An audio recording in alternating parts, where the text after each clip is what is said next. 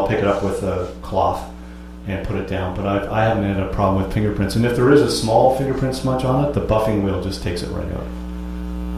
Never had too much of an issue. There's another technique, mostly for platters. Same process, but Russ was always talking about that. With dark wood, you don't have the problem too much. But when you're doing a platter, sometimes depending on the wood, when you apply the oil finish, you actually get a discrepancy on the grain. So it's face grain, looks wonderful, and you apply a coat of oil and you walk away, and the next day you come back and there's a dark section and a light section. Simply because the side grain has absorbed on one side more of the oil than the other side. And you can throw another coat of oil on it and you'll never get it to match. It just won't. Right? Now, a lot of people say to cure that, you've got two choices. One is you buy the sealer, right? The sanding sealer. So if you put a coat of sanding sealer on this, that will stop the blemishing because it penetrates the wood enough and it evens it out so you don't get it.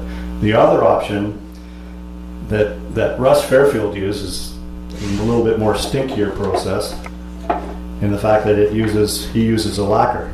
Straight lacquer. Oh, by the way, my tongue oil isn't thinned out. Whereas Kate he'll thin the mix down, and I don't thin the mix down. So it's just straight up.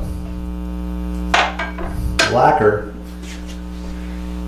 what Russ says is you get ready, and I'm not going to decant this because it's just I don't have a second jar and it's just a simple process. Always stir it, don't shake the can because you're just asking for trouble. Get everything ready because you're going to hit it fairly fast.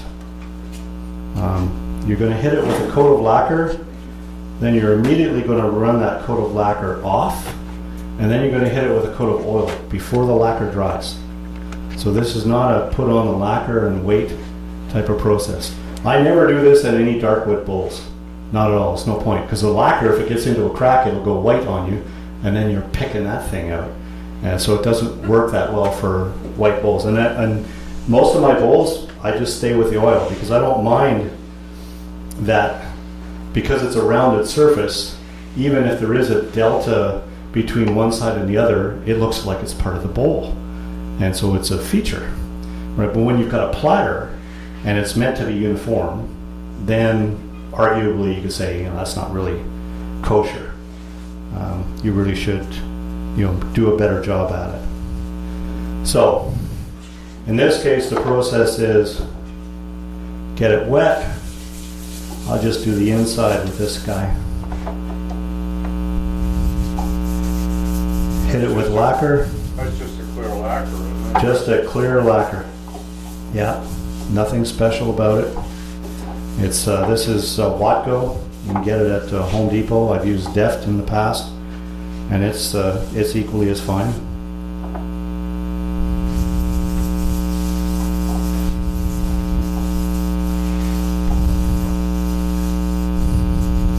Put the lacquer on, wax on, wax off. You don't spend a lot of time on the lacquer to wipe it off because then you start dragging it around. So just get off the excess. And dude, you can get really high on this stuff, so make sure you've got a fan going because it is pretty brutal. And then hit it with oil before it dries. And even though you put a lacquer on it, the lacquer acts just as a mild sealer. And so you seal the wood. And so if there was going to be a color variation, you've taken care of that by adding the lacquer to it to stop that from coming in. And just that little touch is enough.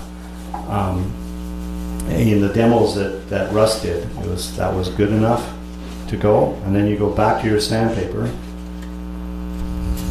That would work the same way with dark woods. Well, dark woods is not necessary because the dark woods typically don't have that type of variation where there's a light maple or a light birch may show it. And that's always was always the concern. It wasn't saying it's always going to do this. It just says you run the risk of this happening. And it was focused primarily on platters, not on bowls. It was a platter phenomenon because you want everything to be nice and slowly winding down. What's that? Filter? Well, yeah, if I'm doing a lot of this, but most of the time I just have a fan and blow it away. But the process is, again, sand it, and then wipe off your tongue oil, and from here I repeat the same process as before. Let it sit for a day, come back, hit it again, sand it at 800 grit, let it sit for 7 days, take a look at it, buff it, sell it. Do you put the lacquer on again the second day? Nope, second day I don't put any lacquer on. Lacquer is just as a sealer. So you could do the same thing with a sanding sealer. Yeah. Do you find it causing the grade to be more light? The lacquer? Yeah. No, I find the oil is much better. The lacquer just, it will do it. Like, you put a drop on it and it will do it. Wonderful job, but I never got much out of the lacquer. You can hold it like this, your hands won't get messed up. But that's the finish with a coat of lacquer on it and a coat of tongue oil. Chris, is there a finish you can put on that bowl? Let's say you wanted to make it a little darker, but you didn't want to lose the look of the grain. Are there things like that you can put on it? I'm sure there is, but I'm more of a wood nut. I like the natural grain of it. You know, like you can dye it. You can. No, I don't mean that. But if you just wanted to make, for example, that bowl you just did. Yeah. If you just wanted to make it a little darker, is there a different type of like the Coloring? oil or the lacquer? Lacquer turns it yellow. Dennis, is there anything that we can put on a bowl that would turn it a little darker? Like the common complaint with tongue oil is it makes it slightly yellow. Everybody wants clear, right? I like the tongue oil. It just gives it a warmth. And in my bowls, I'm looking for soft feel and warmth, nice clean lines, flowing line. Cade is shiny, it draws you in. Clean lines, always a nice clean line to it, but it's a different approach, different look. If you wanted to have a shinier look, you would just keep refining. Yeah, I could from that point forward. I could follow Cade's process, and every 2 hours I could throw in another coat of tongue oil using his process, not mine, right? But using the same process, put on kind of tongue oil, come back, put another coat on, come back, put another coat on until you got the shine that you wanted. Definitely, I'm not. My bowls. When you look at my bowls versus Cade's, they're from a shine perspective, they're different. From a feature perspective, they've got the same characteristics, same features, good looking grain, nice form, everything else. But I find I gravitate more to that than a shiny. And you'll get clients that will just love the fact that it's shiny. And others that's soft, it's not pushing anything on you. And I like to show off the grain rather than see your face in the mirror. But that's personal, right? And there's nothing wrong with either way. It's just that's the way it is, right? And how did you say you take the tenon off? Tenon is just a normal tenon process. I can mount it on a jumbo jaws, or I'll create a jig. What do they call it? Jam chuck. You create a jam chuck and take the tenon off. I'll spin it on a lathe. So after it's buffed, then I'll take it back out to my big lathe and mount it and take the tenon off. Put a nice look to it, sign it, and then I will buff the bottom in most cases. But it's a good point you raised about food versus utilitarian. Food versus an art piece. As an art piece, I typically don't care about the bottom, but very few of my bowls are going to say, "Hey, I'm going to eat some soup out of that," or serve a salad. I tend not to produce utilitarian stuff. Yes. Sort of on topic but off topic. If you had a solid piece of teak Yep. that someone had taken and left something wet on, Yep. you have a ring and you want to refinish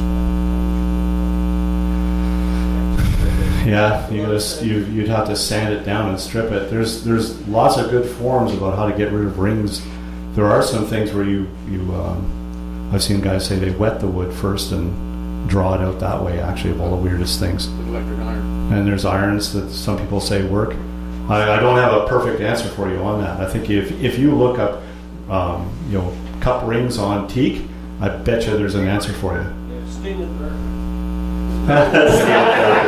Yeah. Start a fire. When you were saying you do your coats every 2 hours and Kate your 12 hours, right? No, I do my coats once a day. Oh, okay, I think That that's first coat goes on, he'll do 3 coats a day. I'll do 1 coat a day. And I stop at 2. He will stop at whenever he's happy. Right? I will always stop at 2. And then I will take a look and see. And I might need to go to 3 on that one bowl, the one with the natural edge on it. Simply because it's just not quite enough. And I know the buffing wheel